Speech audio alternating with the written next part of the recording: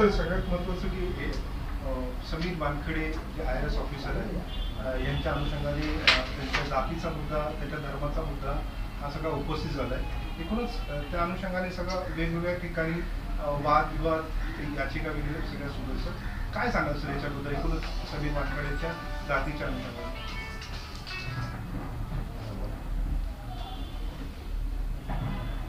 ज्यांनी उपस्थित केला त्यांनी त्यांच्या टीमने, मी असं म्हणेन, सुप्रीम कोर्टाचे निर्णय या संदर्भात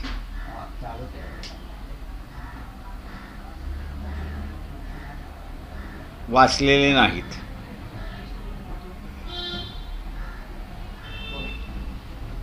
एक सुप्रीम कोर्टाचं जजमेंट आहे. सर्व लोकांच्या माहितीसाठी मी असं ते मांडतोय. सिव्हिल अपील नंबर 7065 ऑफ 2008 हे जजमेंट लॉर्डशिप दीपक मिश्राजी आणि लॉर्डशिप गौडाजी यांनी असताना दिलेलं आहे. आणि हे judgement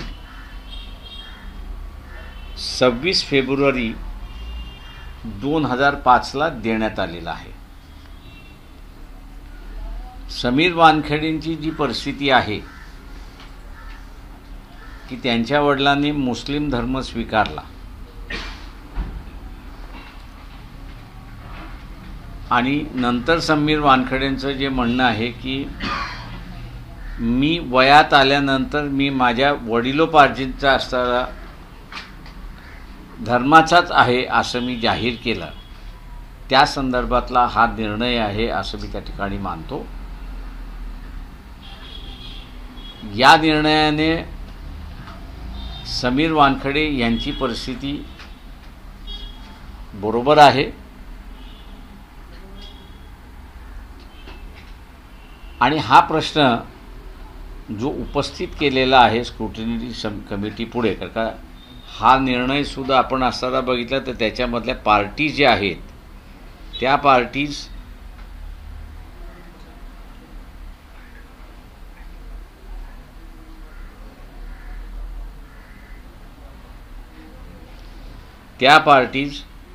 KP Manu versus chairman scrutiny committee for verification of community certificate. त्याच्यामुळे समीर वानखेडेंचं हे जे म्हणणं आहे की माझ्या वडिलांचा मुस्लिम धर्म स्वीकारला असला तरी मी वयात आल्यानंतर तो स्वीकारलेला नाही. आपल्याला माहिती आहे की 18 वर्षाचा असेपर्यंत कुठलाही मुलगा आपल्या आईबापाच्या ताब्यामध्ये असतो आणि तो गार्डियन असतो किंवा गार्डियन म्हणून जे काही केलेलं आहे ते त्या मुलाला लागू होतं असं नाही, तर त्याला स्वतंत्र जाण्याचा असणारा अधिकार आहे अशी परिस्थिती आहे. आणि म्हणून मला असं वाटतं की समीर वानखेडेंच्या कास्ट आणि रिलिजन संदर्भातला जो मुद्दा उपस्थित केलेला आहे तो ह्या जजमेंटमध्ये पूर्णपणे कव्हर अप केलेला आहे. आणि हे जजमेंटसुद्धा त्याच संदर्भात होतं की वडिलांनी ख्रिश्चन धर्म स्वीकारला, परंतु पोराने वडिलोपार्जित धर्म स्वीकारला आणि त्याच्यामुळे वडिलोपार्जित तो असं म्हणतो की मी असणारा मादिगा आहे आणि म्हणून मला असणारं सर्टिफिकेट मिळालं पाहिजे. हायकोर्ट त्याच्या विरोधात गेलं. 30 मॅटर सुप्रीम कोर्टामध्ये गेली. सुप्रीम कोर्टाने म्हटलं की तो ज्यावेळेस म्हणतो की मी वडिलोपार्जित धर्माशी संबंधित आहे त्यावेळेस ते ग्राह्य धरलं आणि त्याचं कास्ट व्हॅलिडिटी सर्टिफिकेट जे इश्यू केलं होतं ते ग्राह्य आहे असं त्यांनी निर्णय दिलेला. समीर वानखेडे यांच्याकडून जो बचावच्या जी काही कागदपत्र या सगळ्या संदर्भात सांगितली जातात, केली जातात, तर त्यामध्ये तथ्याचं ते बरोबर आहे. ते एक लक्षात घ्या की त्याच्यामध्ये पहिल्यांदा ह्याच निर्णयामध्ये सुप्रीम कोर्ट असं म्हणतं की त्याला त्याच्या क्लॅन हा शब्द वापरला आहे, म्हणजे कुळ हा ते वापर, त्या कुळातून त्याला बाहेर काढलेलं आहे का, तर नाही. तर त्या कुळानेच त्याला असं हे दिलेलं आहे की नाही, ह्याचे वडील जे आहे ते आमच्या समाजाचे होते, जातीचे होते, आणि ही जात जी आहे ती घटनेप्रमाणे असणारा शेड्यूल कास्टमध्ये येते.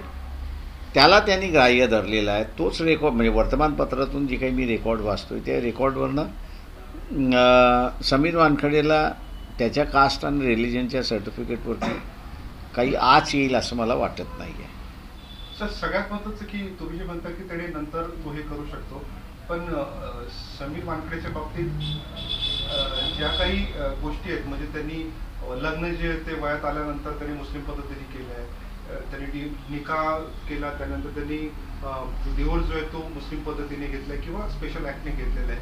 तर जोपर्यंत ते IRS सेवेमध्ये येत नाही तोपर्यंत ते मुस्लिम होते, पण IRS सेवेत आल्यानंतर किंवा येणार आहेत ते दिसल्यानंतर त्यांनी धर्म बदललेला आहे.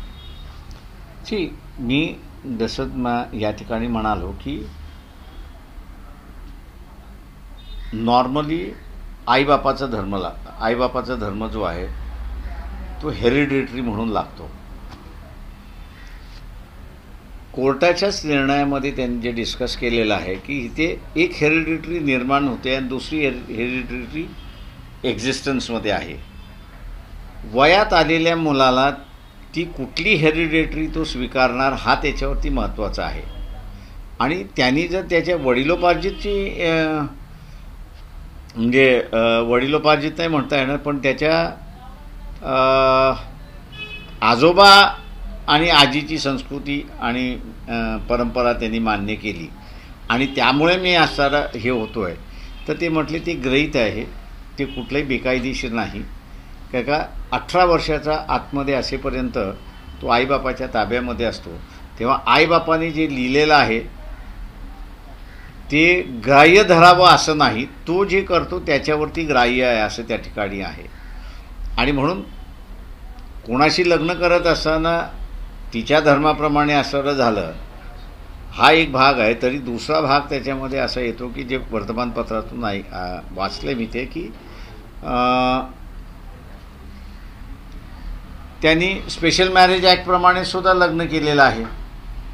त्याच्यामुळे त्याची इंटेन्शन ही महत्त्वाची आहे, त्याच्या बायकोची इंटेन्शन ही महत्त्वाची नाही. तर त्यांनी दाखवलेली जी इंटेन्शन आहे ती मी माझे आजोबा जो आहे त्याच्याशी मी असारा जोडतोय आणि आई आणि वडिलांची जी काही ते नवीन हे करायला मागतात आहेत त्याच्याशी मी फारकत घेतोय. हा जो डिस्टिंक्शन कोर्टाने मी आता जे वाचलेला निर्णय त्याच्यामध्ये दिलेला आहे, त्याच्यामुळे समीर वानखडेला त्या ह्याच्यामध्ये काही होईल असं मला वाटत नाही. बरोबर आहे. ABP माझा, उघडा डोळे बघा नीट.